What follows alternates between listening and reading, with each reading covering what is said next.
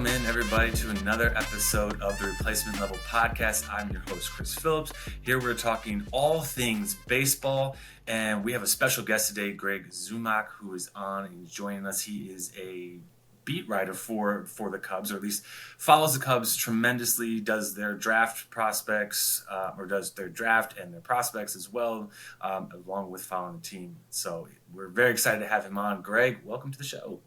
Yeah, thanks so much. I wouldn't say I'm a beat writer. Those folks do some really amazing work and traveling. But just in my off time, I love talking Cubs baseball and writing about the Cubs. I think you nailed it right away. A lot of my summer is spent looking at draft prospects. And I'm already kind of getting into 2024. I know that's not the spirit of what we're doing now, but looking at those MLB, minor league prospects as draft prospects is kind of just how I fell in love with the game. So, yeah.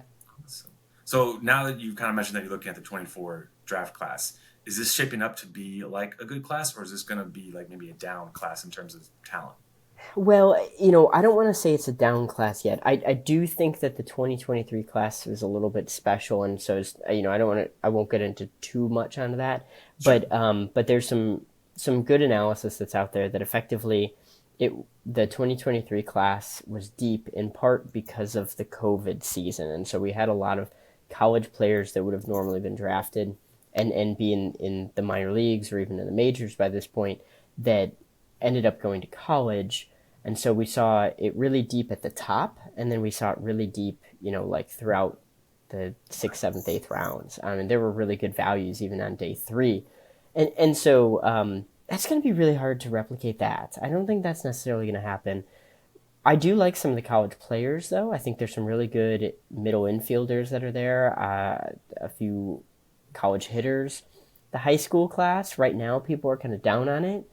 But I think when we look at things a little bit less than a year from now, when we're sitting in here next July, I think there's going to be some high school players that really surge up boards, and we'll be looking at the classes, pretty solid. Perfect. Well, it'll be fun to see how that shapes up as this, off season goes on, and as the regular season next year gets into full swing and everything too. So, but Greg, I want to ask, how did you get started in all of this?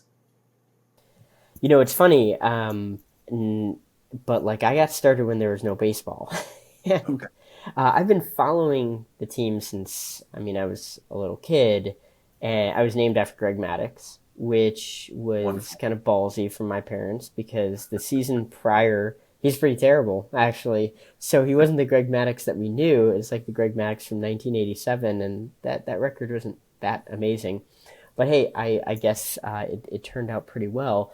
And so I've been following the team since I was a kid, but really got into it when I was about 11 or 12, and spent a lot of my kind of childhood diving into deeper parts of the game.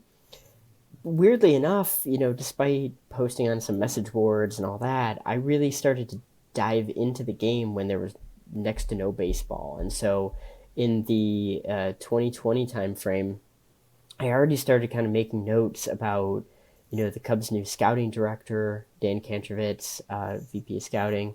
I started making notes about, what I thought Nico Horner was going to be doing and like why, where does he go from there? And digging into websites like Baseball Savant, which is an amazing tool and resource and free to use. And so I just started to like dive into that stuff. And it weirdly enough was like, you know what? I'm just going to create a free blog, write some of this stuff online. People can call me a moron all they want. And I'm just going to dive into it. And the more I started to do that, the more I realized like, hey, like this is really great. And I reached out to players and it was crazy. I'll never forget, like I was taking, my kid for a walk, and I got a message back from one of the players, one of the minor league guys even. It was just like, sure, yeah, I'd love to jump on a call with you. And I like couldn't believe that. That was like mind blowing coming from that place. And now, I've got good relationships with them and, happily honor stuff that they'd rather keep, off the record and, but kind of hear their insights in the game and life and their families and stuff like that. It's just been a really rewarding experience. But, that's kind of how I got started. I was doing my own thing, really dove into the draft. And then the folks that I had been kind of friends with and connected with in the Cubs minor league sphere, like Todd Johnson, Greg Huss, Jimmy Nelligan, and I all kind of realized, we're kind of all doing our own thing, but we can just come together. And so we created Northside Bound, and it's been a really fun experience. And we've met other people who are passionate about the game as well. So kind of a long-winded, but it is crazy to think back. And that was basically 3 years ago, 4 years ago, or whatever, that I really started to dive into this. Kind of fun.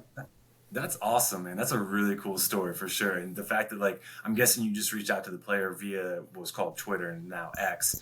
Yeah. Okay. And he just like respond, like, I'm guessing you sent him a DM then, or? Yeah, that's pretty much what I was doing. I had already kind of written a few articles, so it wasn't like I was nothing, and obviously I kept Sure. it super professional, all that. But yeah, just it was super cool. These guys just reached out and were like, yeah, sure, I'll jump on a call with you. And one of the first guys I ever talked to was DJ Hers, who went from the Cubs to the Nationals in the Candelario trade this summer. I love DJ. I think he's an absolute bulldog. I'm rooting for him like crazy. I've just being able to connect with him, I could see his passion, and how much of I use the term bulldog all the time, but I think it's totally appropriate. Just how much of a bulldog he is on and off the mound, and those kind of experiences and relationships are something I'm never really gonna forget. And I can't wait till he makes it to the majors. That's cool. That is really cool, man. That's a really cool story. I want to go back. You mentioned about your site, northsidebound.com. Share with us, like, tell us a little more about, like, what is this where, like, all your Cubs stuff goes, like, from the draft to prospects to how the team's currently doing, like, what's all on there? Yeah, so that's a good point. So with Northside Bound, we focus on the prospects and the draft, and Okay. international free agency too, but basically not the major leagues outside of trades that affected or promotions to the major leagues. Like when Pete Crow Armstrong got promoted, of course, we had an article about that, right? Cubs top prospect getting promoted, you kind of have to talk about it. And so, it is interesting. I don't really have a place where I write my major league ideas. We've talked about incorporating some of that or doing that just on the side. That I dig into stuff in the off season where I really write these, like, well, I don't know what it's called anymore, but Twitter threads. It's just these Okay. long-winded things about this particular guy, this particular player that would benefit maybe from this kind of different changeup location or something like different slider arrangement, and how he'd be a good target. Things I did that with Will Smith, Jameson Tyone, a few others and stuff. So right now that's kind of, I mean, at least last year it lived on Twitter. I don't know, but at Northside Bound we really focus on our prospect analysis, our draft analysis. I'm really proud of the work that we do kind of collectively. Our art, in a way, our photographs is something that Todd Johnson, Rich Beesterfield, Stephanie Lynn just do amazing work on. And so in addition to writing articles for us, all three of those take some really amazing photos. And so we like to showcase the players and really celebrate those players, and allow their families to do the same. So, Cool. Very cool. So you mentioned about the draft, and we talked about it at the beginning of the show and everything like that. Greg, what are your thoughts on the Cubs draft that just happened? I think they did a really good job. I mean, it's hard to argue that Matt Shaw wasn't an incredible pick at pick 13. And this is coming from somebody who I was maybe one of the softer ones on Matt Shaw's projection. I saw him live. I thought he was really good bat. So I have no questions about the bat whatsoever. I just, in the way that he would play, like from his arm action in the field, I just had some questions about like how that's going to stick. I don't think he's a shortstop, and that's not really a huge knock on him. But just, is that going to be a third baseman? Is that going to be a second baseman?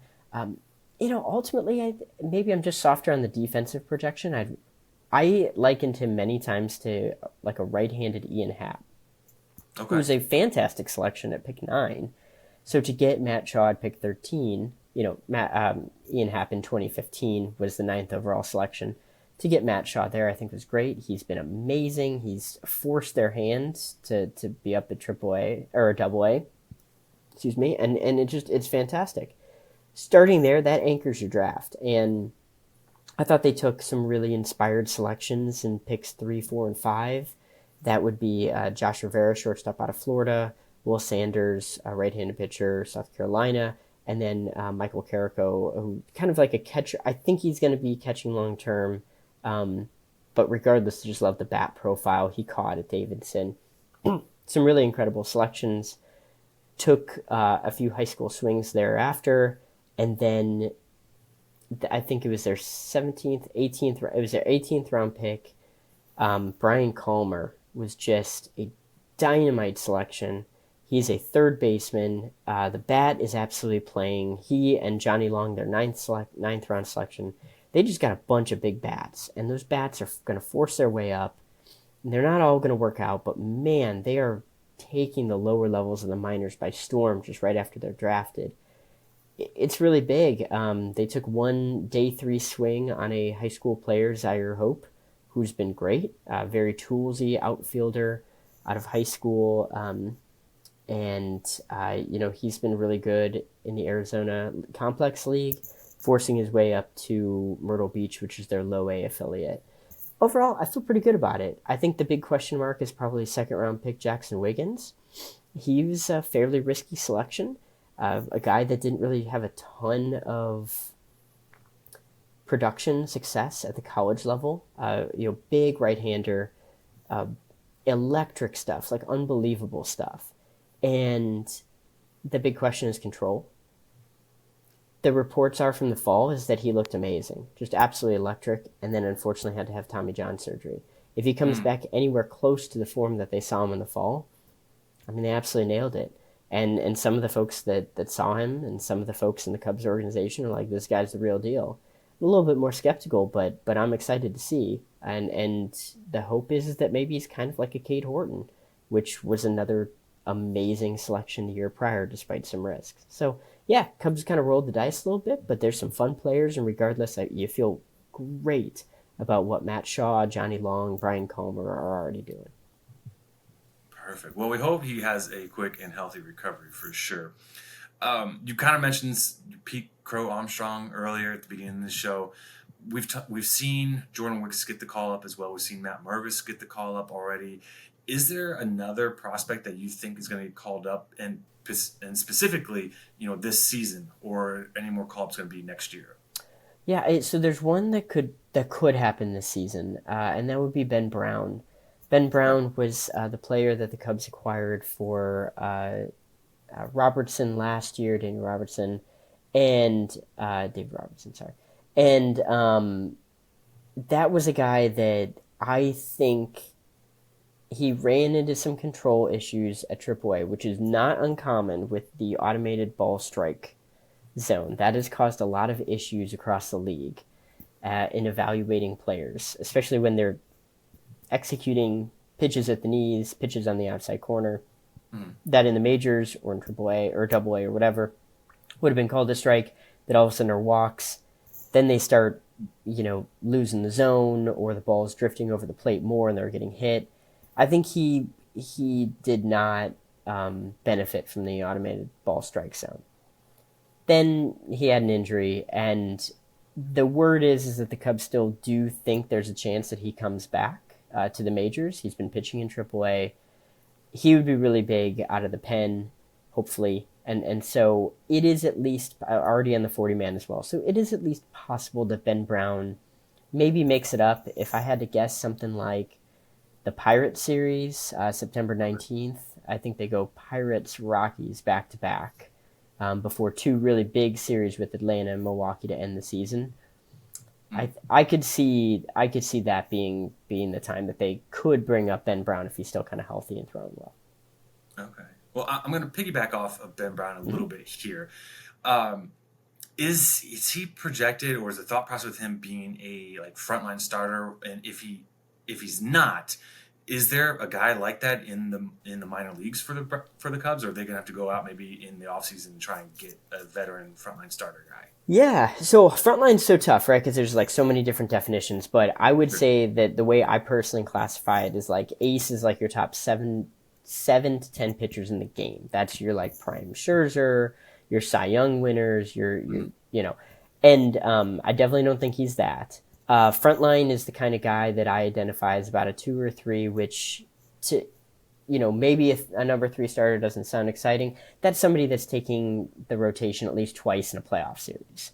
So to me, that's very exciting, right? Like if you feel pretty good about, getting you to the playoffs and, hey, this guy's going to take them out twice and you feel good about it, top 50 pitcher in the game.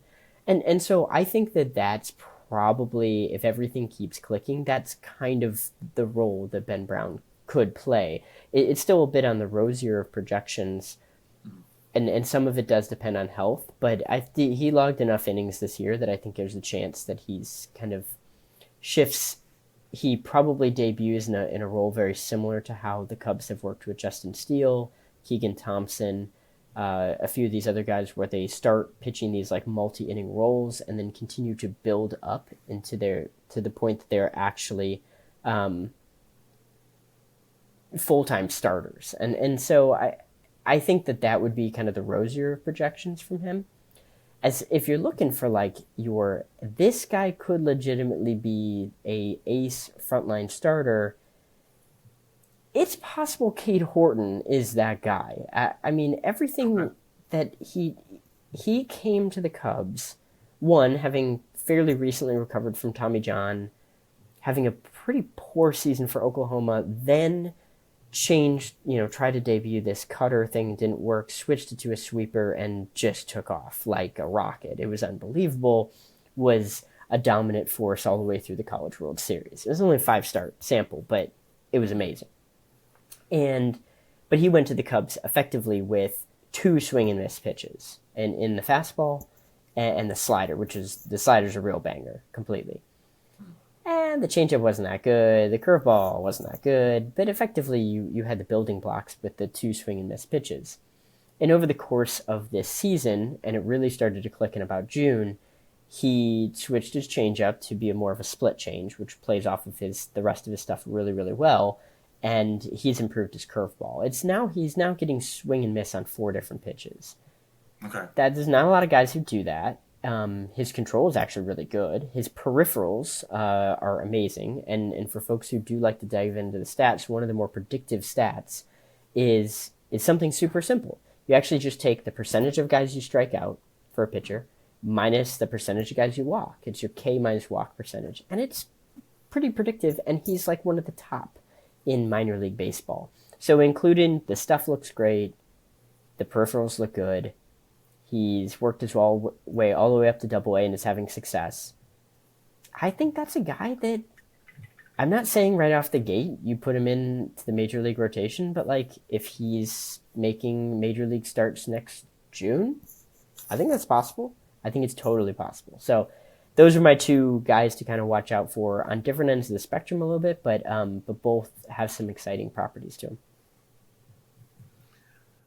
So you mentioned Cade Horton here several times, and he's obviously a top prospect for the Cubs here. I know while he was at Oklahoma, he was kind of this two-way player, and it's not surprising to see a college player kind of be a two-way player just because the game is a little bit different there than it is when you get to the majors. But I believe, if I'm understanding right, his first season in the minors with the Cubs, he was still kind of that two-way. Is he gonna be a legit like Shohei Ohtani kind of prospect for them, or are the Cubs just gonna be like, you pick one side and that's it? Oh, I think he's a pitcher, no doubt. He's an interesting dude because he is a 2020 guy with the draft that like the Cubs are talking to him in 2020. This isn't anything like off the record. This is actually on the record. Dan Kinchvitz, their VP of scouting, has talked about that, where he and their area scout at the time were in their living room talking to him, and it's kind of exciting. It just ultimately he decided to go to college. I think that's really cool. And he was going to be effectively a 3-way guy if you want to, because he was going to hit and play third base. He is going to pitch, and then he's going to be quarterback on the football team. Whoa. And yeah, absolutely. And Tommy John effectively eliminated the football possibility. Okay. He broke back in. He started to recover from Tommy John. So in 2022, he started to get back in there, and they kind of threw him in at third base more than anything. Ultimately, his future's totally on the mound. I don't think the Cubs are going to have him hit. There's just too much kind of risk associated with it. But, he's a fun guy that in some weird situation in which the DH, you'll lose that for a game and you got Cade Horton on the mound, you wanted to take a swing. I don't know. I think you just you let him swing away and you see what happens, and tell him to run very slowly around the bases. Okay. The only other player that I can think of that's not Otani that kind of fit that similar kind of a mold was in Tampa Bay, Brandon McKay. And I believe his first year in the majors, like he was on fire on the mound. I can't remember if they let him hit too much, if at all. A little bit. Unfortunately, injuries kind of Yeah. okay. Injuries kind of wrecked his career lately, but yeah, I mean, it's an interesting thing with the success of Otani because, like, let's be honest, when we all grew up playing baseball, we all pitched and we all hit. So, like, it's not totally uncommon. It's just an uncommon to see it at the highest level Yeah. of the game for sure. If you want a 2024 guy to watch out for, Jack Caglione is somebody that could potentially be a two-way guy and drafted fairly high. Okay. He was a big time, like he would DH whenever he wasn't pitching for Florida, and he handled one of the big games in the College World Series on the mound. I would say that no, I'm not even going to compare him to Otani because it's not necessarily that, but the development steps that he has from both a pitcher and a hitter, I think are they may teams may kind of pick a path for him, but I do think that he's at least exciting enough that it's not that hard to imagine things taking a step up on either side or even both hitting and pitching to where he's a top five guy and it's a legitimate discussion of we're going to draft you for both and we'll figure it out later. Um, this year, people were having the same kind of conversations about eventual number one overall pick Paul Skeens. He Hmm. hit and pitched while at Air Force. When he transferred over to LSU, they had a lot of conversations with him about we think you're an absolute stud on the mound, and then things obviously worked out from there. But it is amazing that two-way revolution is exciting in baseball. Yeah, yeah. Jack Caglione. I'm gonna have to remember that name. Awesome, awesome. Speaking more prospects and everything, we've done a lot of this, but is there a prospect that Cubs fans should be excited about that, maybe isn't getting as much kind of like, attention? Yeah, that's interesting. So kind of like the underrated guy, Sure. and uh, there's a handful. I'll just kind of rattle off a couple that I think folks need to be paying a little bit more attention to. One of them is Moises Ballesteros. He's a catcher, big-bodied catcher, but honestly makes a lot of plays. But a big-bodied catcher that effectively forced his way all the way up to Double A this year. He's a very young kid, really good offensive profile. Looks like he's going to be hitting for more power in the future, but like just excellent plate discipline, really, really solid. There's some talk, not necessarily from the Cubs, but outside saying, that body's probably not going to hold up. He's more of a first baseman. I would give him the full winter to work out with the Cubs conditioning staff before I'd even think about making any of those changes. He's muscly, so it's not like bad shape. He's a strong dude. But yeah, he goes by. I don't know if anybody else calls him this, but Cubs Twitter and other people call him Mo Baller, and he is so much fun. So Okay. if you're just paying attention to necessarily like the Matt Shaw, Cade Horton, you might miss out on a guy like Moises Ballesteros. Don't. I think he's totally somebody to follow, especially if he does kind of stay at catcher. I'm not a big fantasy dynasty guy, and probably because I'm not very good at it. But I guess for your fantasy folks, like you might want to consider him if he keeps his catching eligibility because I really buy the bat. Okay. Another guy Good to know. that, yeah, yeah, and I mean, free fantasy advice. I wouldn't take it because I'm not necessarily very good at it, but I feel like I've got a Okay. good pulse for the prospects. Another guy to at least pay attention to, and I don't know if it's going to be with the Cubs or otherwise, but I do think that he continues his progression. That's James Triantos. So he's second round pick in 2021, 20 years old, forcing his way up to Double A. The big knock on him, he's amazing contact ability. The big knock on him is probably he chased the ball too much.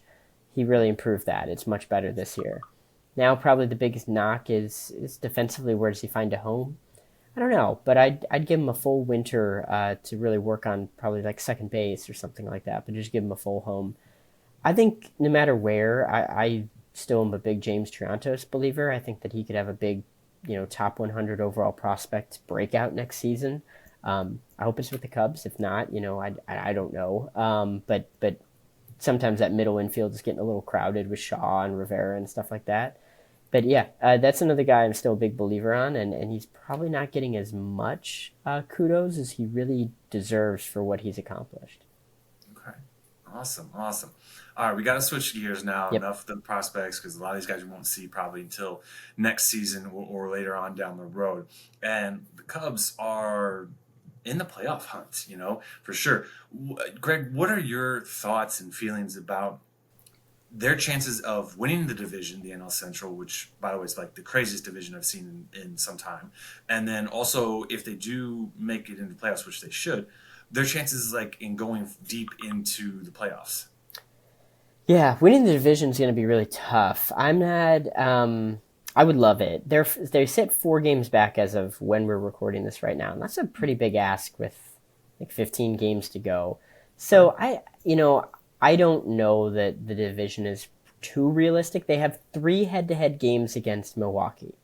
That could be huge. It could be huge, and so it's not out of reach. Like we could be sitting here a week from now, and they could be like 1 game back, 2 games back going into that series, and like I don't know, man, it could happen. It is going to be a little bit tough. The thing I do feel pretty decent about, and hopefully I'm not jinxing them, is the fact that they're 2 games up on a playoff berth. They don't have tiebreakers on a lot of these teams, so that'll be kind of tough. But they're still 2 games up. You feel pretty good about your position, despite losing to the Rockies. They're in the playoff hunt, and they are like 15 games to go in a playoff position. And there were a couple months ago, there were folks that were like, "This is over." They're posting the like, I think it's Vince Carter gif of just like, "It's over, it's over," and Classic. and I felt that way at times too. I was like, "Oh man, they're gonna, selling for a 3rd straight year is not ideal," but they're sitting on all these. At the time, like Stroman is a big trade target, Cody Bellinger was a big trade target, and it's just like, well, I mean, you can't not sell if you're not gonna do better. Like if you really truly are out of the hunt, you got to sell. You got to cash in your chips before the end of the night. Can't take them home. And so, I think there were a lot of folks, myself included, that were just resigned to the fact of like, dang, all right, go get him again next year. That's really disappointing. Cody Bellinger was on fire. Everything clicked at one time. They forced their hand. And the big question immediately after they even bought at the trade deadline, getting Candelario, like I mentioned earlier. And the big question after that is, okay, all right, did they just have a really hot 2 weeks and sucker this team into buying? No, they went out and had a 18-9 August against actually some pretty decent teams like Atlanta and Cincinnati. They're kind of hitting a wall in September, and hopefully they can just get a day off and rest and come back strong. But overall, they've more than held up their end of the bargain to be a competitive team this year. And so as far as in the playoffs, boy, it kind of depends on where they're positioned, but they proved that they were able to go toe-to-toe with Atlanta. Mm-hmm. Took every ounce of energy to get through it, but that's kind of the playoffs for you. So, like, yeah, I don't know. I'm excited. I just want playoff baseball back. It'd be bonus points if there's games at Wrigley. But more than anything, I think this team deserved a chance, and they've held up their end of the bargain so far. Awesome. Well, I know at the beginning of the season, my colleague who's not with us, Rafal Nowinski, he and I were talking about teams that didn't make the playoffs last season and that could potentially make the teams this season.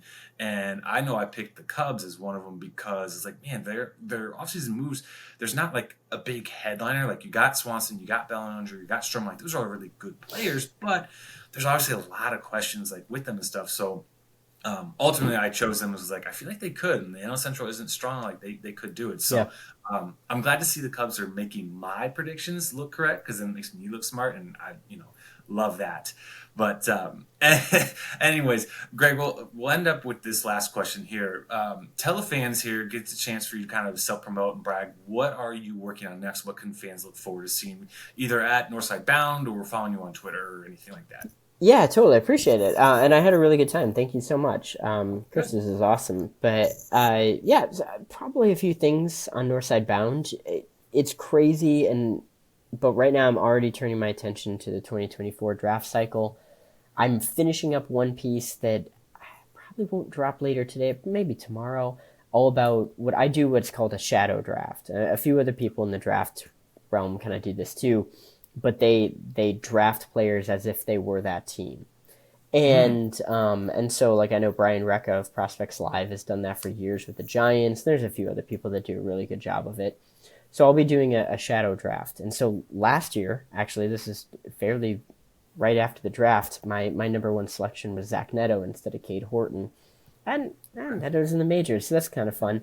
But this year I'll be kind of doing something similar, all 20 rounds, every single player, blurbs on the ones that, you know, weren't drafted by the Cubs but would have been drafted by me. Just having a lot of fun with it. And then diving into 2024 draft cycle. So I've got some pieces coming out about, some aspects of a few players that I've scouted in person, that might be really exciting. Some that I saw in Omaha with the College World Series and Big Ten Championship. So just a lot of fun. This fall, we're going to be diving into comprehensive prospect reports for the Cubs at Northside Bound. So I can't tell you exactly how many players, but probably 40 plus deep, well, with I, breakdowns on everything, and then a handful of honorable mentions. It's a deep system, and so it's really my pleasure to kind of dive into that. And I think the fans really connect and really enjoy it. Awesome. Well, that definitely sounds like a lot of work, but also should be a lot of fun for all Cubs fans out there to kind of get an inside look on guys. Because, let's be honest, like the MLB draft is cool, but a lot of these guys, you don't hear about them for a few years, or in some cases, like you don't hear about them ever again. So it'll be fun to see because I know watching minor league players, like there are some that like never have the success at the major league level that you would like, but you follow them like, man, he's so cool, so good. Like I really, really liked him so much in there and everything like that. So that's awesome. Awesome. Look forward to that. When did you say that's going to come out this fall, you said? They usually come out in November. Okay. I coordinate it with my fellow writers, so Todd Johnson and Greg Huss, and then we may have one of our other writers dive into that for the first time this year too, but I'm not sure yet. And then what we do is we take our joint rankings and connect, collaborate, whatever, but compile them into one. And so we've got a consensus ranking as well. So, last year I think we went 30 plus deep. Might probably will go pretty deep again this year. It just kind of depends. But those are a lot of fun. Sometime in November, we just make sure we all have the same week blocked off that we can do one each and then the consensus after that. Awesome. Awesome, man. Well, yeah, Greg, loved having you on the show. Definitely want to have you back on. Playoff baseball. If the Cubs can make it in, try to see if we can't get you on there. Talk Yeah. about what's going on with that in the playoffs. Definitely like in the off season as well, because there will be time where there's no baseball. We got to have something to talk about. So, That's right. loved having you on. For everyone out there, follow Greg on X. It's so odd. That's so weird, man. Yeah. You can follow him at Ivy Futures. You can follow the Replacement Level podcast. Also, check out, like Greg has mentioned several times on the show, his northsidebound.com. It sounds like there is just a lot of tremendous stuff on there, and look forward to some of his upcoming work as well. You can follow this show on X at Replacement Level 1. You can follow our colleague Rafal at Rafal N613, myself at C_Phillips_13. Follow the show on YouTube, Spotify, Apple Podcasts. We're on there. Share with your friends, tell everybody about it. Leave us some comments, leave some stuff for Greg. I'm sure he'll respond to you. I know I will, but tell everybody about it. And guys, until next time, thank you for tuning in and have a great day.